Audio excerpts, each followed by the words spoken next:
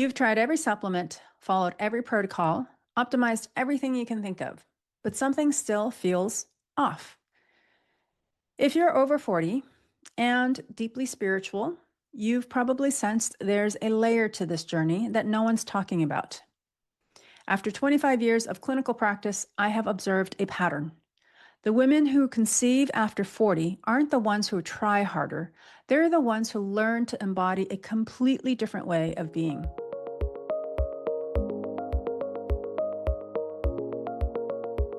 I'm Julie Jennings, and through 25 years of practice with fertility clients, I have identified 6 distinct fertility archetypes, patterns of how spiritually aware women approach this journey. Today, we're exploring the healer. But first, if you haven't taken the Fertility Power Quiz, pause this video now. The link for it is below. It just takes 2 minutes and reveals which archetype is driving your current approach. Here's what I've observed. Intelligent, spiritual women often get stuck not because they're doing too little, but because they're doing too much without true alignment. The healer archetype represents something profound. The recognition that conception after 40 requires a completely different approach than what works for many women in their 30s. Through decades of clinical observation, I've noticed that the healer emerges when a woman begins recognizing that her fertility challenges aren't separate from her spiritual evolution. They are her spiritual evolution. This isn't about positive thinking or manifesting. This is about understanding that conception after 40 operates on different principles entirely. If you're a dominant healer, this insight is your primary lens right now. But here's what's important. Every woman I've worked with over 40 has needed to access this energy at some point, because the old paradigm of just keep trying simply does not create the safety and receptivity your nervous system needs to conceive. The healer understands something that most fertility advice misses. Your body's ability to create life is deeply connected to your sense of safety, authenticity, and wholeness. She recognizes that the disconnection from your deepest self, often created by years of trying to be who you thought you should be, can literally impact your fertility. This isn't about adding more healing modalities to your routine. It's about recognizing that becoming your most authentic self is not preparation for motherhood. It is the path to motherhood. When you embody this truth, everything shifts. So let's talk about the incredible gifts the healer brings to your motherhood journey. I've watched these superpowers emerge again and again in women who embrace this archetype. First, there's your intuitive body wisdom. This is perhaps the most profound gift I have witnessed. You're developing this beautiful ability to sense what your body needs before your mind even processes it. Maybe you suddenly crave warming foods during your luteal phase, or you instinctively know that this month you need to prioritize sleep over exercise. I've had clients tell me they could sense ovulation, not just through physical signs, but through an energetic shift in their entire being. One client even told me she could feel when her body was ready to receive versus when it needed more time to prepare. Your second superpower is emotional intelligence around fertility. You're now starting to understand that your fertility isn't separate from your emotional life. It's deeply connected. You recognize that grief, stress, excitement, hope, anger, joy, all of these emotions are information that can guide you toward better choices for your body and your journey. I've seen healers recognize that their cycles change when they're grieving, that their cervical fluid shifts when they're stressed, that their bodies respond differently to treatments based on their emotional state. This isn't weakness. This is sophisticated body awareness. And then there's your openness to integrative approaches. While others might dismiss acupuncture, energy work, nutritional therapy, or mind-body practices as woo-woo or out there, you're curious and open. You understand that healing can happen on multiple levels simultaneously, and you're willing to explore what works for your unique system. I've watched healers combine conventional medicine with traditional Chinese medicine, talk therapy with energy healing, medical protocols with spiritual practices, and see remarkable results because they're addressing all layers of their being. Your fourth gift is your ability to reframe challenges as transformation opportunities. This is life changing. Instead of just viewing fertility struggles as obstacles to overcome, you're beginning to see them as assignments from your soul. I've had clients realize that their motherhood journey was calling them to heal their relationship with their mother, to set boundaries they had never set before, to step into leadership roles they never imagined, and to release perfectionism that was suffocating their creativity. The fertility challenge becomes a catalyst for becoming who you were always meant to be. And often that transformation is so profound that the baby feels like the natural next expression of your evolved self. Your fifth superpower is your capacity to deep authenticity. As you develop your inner knowing, you become less willing to pretend, to people please, to shrink yourself to fit others' expectations. I've watched women leave careers that didn't serve them, end relationships that weren't aligned, speak truths they had been hiding for years, all because their fertility journey demanded nothing less than complete authenticity. You learn that your body can only create new life when you're living your true life. And then there's your ability to hold paradox. This is advanced emotional intelligence. You can hold hope and grief simultaneously. You can be grateful for your journey while also wanting it to be different. You can trust the process while also taking action. You can love your body while also wanting it to function differently. This ability to hold seemingly contradictory truths without needing to resolve them is incredibly healing and allows for much more peace on the journey. Your seventh gift is what I call energetic discernment. You start to notice how different people, places, treatments, and even thoughts affect your energy and your fertility. You might realize that certain friends drain your energy while others lift you up. You might notice that some healthcare providers leave you feeling empowered, while others leave you feeling diminished. You begin to curate your environment and relationships based on what truly supports your fertility goals. And finally, you develop this beautiful capacity for receiving. This might sound simple, but it's actually quite profound. Many women struggle to receive support, pleasure, compliments, help, and even the pregnancy they desire. The healer learns to open, to receive it in all its forms, whether that's accepting help from loved ones, allowing your body to receive pleasure and rest, or being open to receiving the miracle of conception. Now, while these gifts are incredible, I want you to know that the healer is actually just the beginning of what's possible. In my fertility archetype system, there are 3 higher levels beyond the healer: the queen, the goddess, and the creator, each representing more advanced stages of fertility consciousness and embodiment.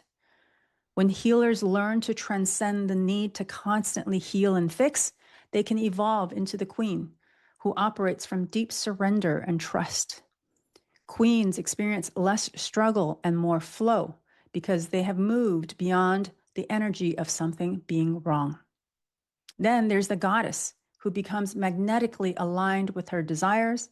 And finally, the creator, who embodies complete wholeness regardless of outcome. The beautiful thing is that cultivating your healer gifts creates the foundation for accessing these higher levels where fertility becomes even more effortless and aligned. But here's what I want everyone to understand. Whether you're a dominant healer or not, you can cultivate these gifts. Your body is constantly communicating with you. Your emotions are always providing valuable information. Your intuition is always available. You just need to learn how to listen, trust, and act on what you receive. Now, let's address where healers often get stuck, because I've observed these patterns consistently across 25 years of practice. The primary trap is what I call perpetual preparation mode. You become so focused on healing and clearing that you never actually feel ready to receive. There's always one more trauma to process, one more chakra to balance, one more pattern to release. You're caught in the energy of something being wrong rather than trusting your inherent wholeness. I've worked with brilliant, spiritually advanced women who've done years of deep work, therapy, energy healing, somatic practices, yet still weren't conceiving. Why? Because they had become addicted to the process of fixing rather than the practice of being. Another pattern I see is the information overload that keeps you stuck consuming more and more content rather than trusting that you already have what you need so you can relax into creation mode. You're exposed to so much information about what could be affecting your fertility that you become paralyzed by all the variables you think you need to address. Toxins, stress, trauma, ancestral patterns, past lives. The list becomes endless and exhausting. Many healers also struggle with sensitivity shame. You've likely been told you're too sensitive or too emotional. So you're trying to toughen up instead of recognizing that your sensitivity is actually sophisticated intelligence that can guide you toward what truly serves your fertility. And finally, there's the challenge of receiving. Healers often excel at giving and processing, but struggle to simply receive support, pleasure, rest, and yes, even pregnancy itself. If you're not a dominant healer, but recognize these patterns, pay attention. Sometimes we avoid our healing wisdom because we're afraid of these very traps. So, how does the healer, whether dominant or activated, create fertility success? It starts with a fundamental shift in perspective that changes everything. Instead of asking, how do I get pregnant? Start asking, who am I becoming through this journey? This is a completely different energy. One keeps you focused on an outcome you can't control.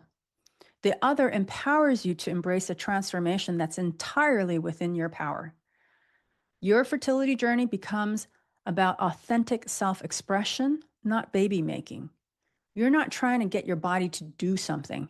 You're allowing yourself to become someone who trusts deeply, loves fully, receives openly, and creates from overflow rather than emptiness. The key is understanding that conception happens through congruence, when who you're being matches who you came here to be. I watched this over and over. Women who stop trying so hard to get pregnant and start committing fully to their own transformation often find that pregnancy flows naturally from that alignment. Start by choosing healing approaches that call you toward your authentic self rather than away from your problems. Instead of asking, what's wrong with me that I need to fix? Ask, who am I being called to become? Your healing journey becomes an adventure in self-discovery rather than a problem-solving mission. Learn to trust your soul's timeline, not just your biological timeline. Your inner healer knows that true transformation, the kind that creates sustainable change, happens in divine timing. You don't need to heal everything before you become a mother. In fact, motherhood itself might be the next stage of your healing and becoming. Practice what I call identity-based fertility. Instead of trying to do all the right things to get pregnant, focus on being the woman who naturally conceives. What does she believe about herself? How does she move through the world? What does she prioritize? How does she treat her body? When you embody that identity, conception often follows as a natural expression of who you have become or who you're becoming. And most importantly, start seeing your entire life as fertile ground for creation, not just your womb. When you're creating authentic relationships, meaningful work, beautiful experiences, and genuine self-expression, your reproductive creativity often awakens as well. You become someone who creates life because creating is simply who you are. Now, whether you're a dominant healer or you're looking to activate this energy within you, here are specific practices to strengthen your inner healer. First, create a daily body connection practice. This doesn't have to be complicated. It could be as simple as placing your hands on your heart and womb each morning and asking, "What do you need today?" Then actually listen for the answer. Maybe it's more water. Maybe it's rest. Maybe it's movement. Maybe it's just acknowledgement. Second, start tracking your emotional and energetic patterns alongside your physical symptoms. Notice how your mood affects your cycle.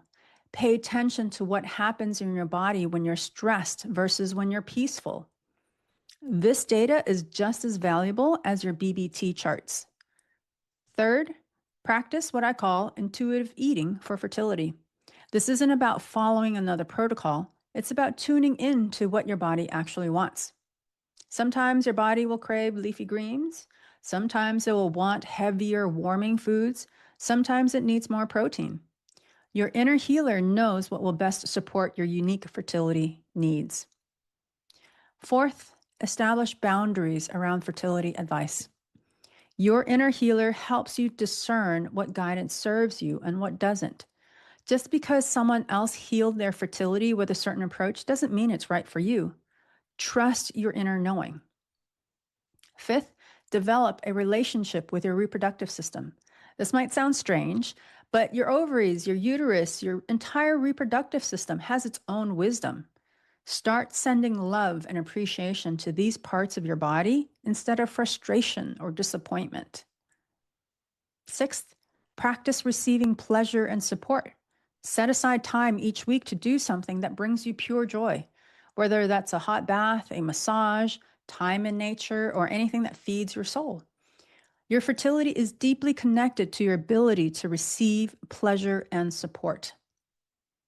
And finally, learn to work with your emotions as information rather than trying to fix or suppress them.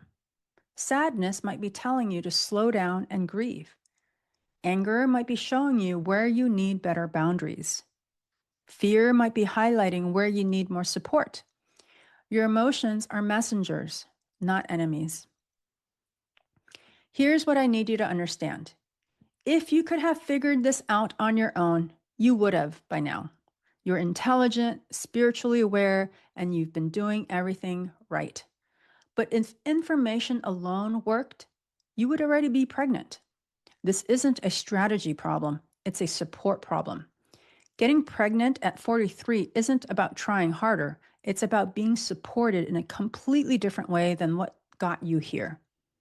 Your nervous system needs to feel safe enough to create life, and that level of safety often requires witnessed, guided transformation, not more information. The women I work with who conceive after 40 aren't the ones who collected the most advice. They're the ones who learned to embody a different way of being with support, accountability, and community. There's a difference between knowing about information and actually living it. There's something deeper I want to share about the healer archetype that goes beyond just supporting fertility. It's something that I've witnessed evolve over my 25 years of working with women on this journey. The healer represents your soul's call to wholeness, to the understanding that you aren't trying to add a baby to your life. You're being invited to become the woman who naturally creates and nurtures life. In our culture, we have been taught to achieve our way to what we want, to make things happen through force and strategy. But the fertility journey often requires the opposite. It asks us to become so aligned with our authentic self that creation flows through us rather than from our effort. We, our bodies, are the vessel. Your fertility challenges might be your soul's way of saying, you can't create new life from your old patterns. You can't birth a baby from a version of yourself that's disconnected from your truth. This is why the healer's journey is never just about getting pregnant. It's about becoming so authentically yourself that motherhood becomes a natural extension of who you are rather than something you're trying to achieve. When you heal the disconnection from your authentic self, you often heal patterns that have been limiting your entire life. You learn to trust yourself in ways that extend far beyond fertility. You develop a relationship with your inner wisdom that serves every area of your existence. And here's the beautiful paradox. When a woman truly comes home to herself in this way, when she's living as her most authentic self, her body often feels safe enough to create new life. The baby becomes the natural flowering of her wholeness rather than the missing piece she was trying to acquire. Sometimes the transformation is so complete that whether or not she becomes pregnant feels secondary to who she has become. Though more often than not, pregnancy flows from that place of authentic alignment. If this resonates, you're ready for what comes next. This isn't about inspiration, it's about integration. And integration doesn't happen in isolation. Take the Fertility Power Quiz if you haven't. The link is below. It will show you exactly which archetype is driving your current approach and what your next step needs to be. This isn't just insight. It's a roadmap created from 25 years of clinical patterns. Now, tomorrow, I'm releasing something special for those of you called to go deeper into the healer energy. It's a sacred transmission on my podcast called The Healer Archetype, Sacred Transmission for Fertility Awakening. While this video gives you the understanding and framework, tomorrow's transmission, if you're watching this video on the day that it's released, offers actual energetic healing and nervous system recalibration. It's a completely different experience, less teaching, more healing. Make sure you're subscribed to the podcast so you don't miss it. The link is in the description and the podcast will go live tomorrow. I want you to know that transformation is possible through content like this, and many women do create shifts from what I share freely on this channel. But if you're ready for guided, witnessed transformation, the kind that actually changes your nervous system's capacity to conceive, my digital programs provide structured step-by-step support that collapses timelines. And for women who want real-time guidance and the irreplaceable power of community, my live programs offer direct access to me and connection with other women just like you, held within a high-frequency container designed to amplify clarity, embodiment, and spiritual alignment. In this space, your growth accelerates, not because you're pushed, but because you're being met. Your fertility journey isn't a detour from your purpose. It is your purpose unfolding. But you don't have to walk it alone. If this speaks to you, I can guide you through what comes next. Hit subscribe if you want more content that cuts through the noise, and tell me in the comments, what do you need most support with right now? Your questions shape everything I create. If you haven't already, take the Fertility Power Quiz. This free quiz will reveal which of the 6 fertility archetypes is your dominant energy right now.